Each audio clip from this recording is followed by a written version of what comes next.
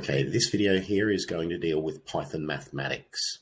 Now, just a reminder, these triple string quotes down at the bottom here are commenting this section of code out so it doesn't run at the moment.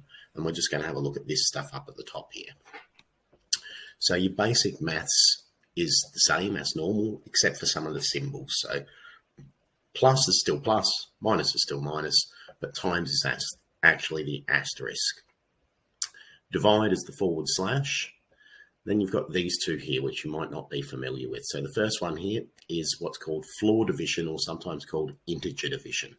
And the bottom one is called modulus, and they're kind of related. If you recall, when you first learned division, you might have said that something went into something a certain number of times, remainder of this amount. Well, the first one will give you the whole number part of a division, and the second one will give you the remainder part. Now, it's actually used quite a lot in programming for a number of different things.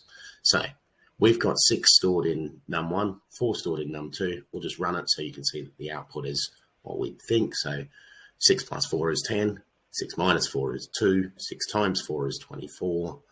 6 divide 4 is 1.5.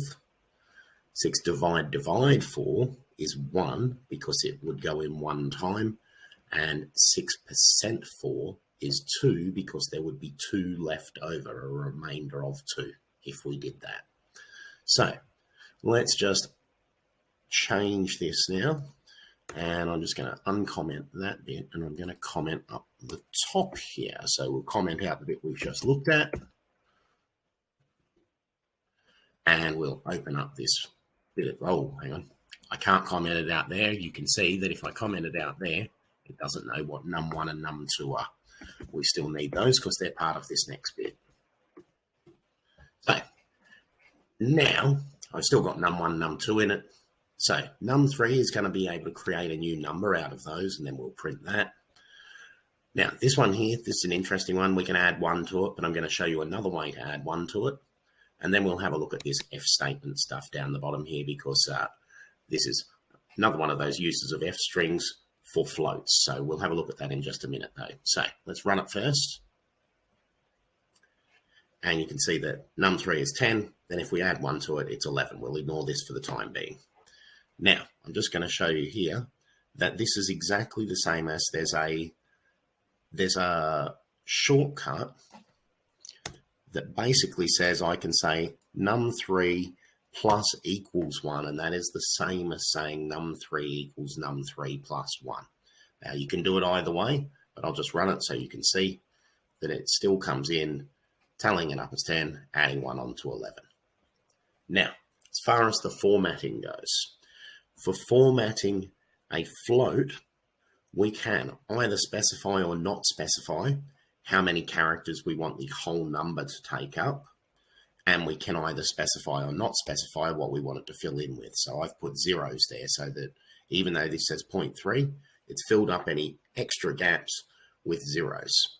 And I said there should be 6 characters, including the decimal. There are 6 characters.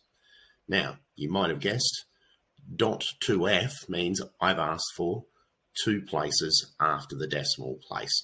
So if I said .4f, I would be asking for 4 places after the decimal place.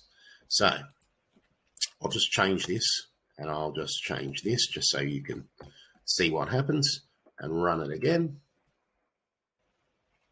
And you can see now that we now don't have all those extra leading zeros because I told it to, I didn't ask it to do that, but we've now got 3 decimal places over here instead of just 2.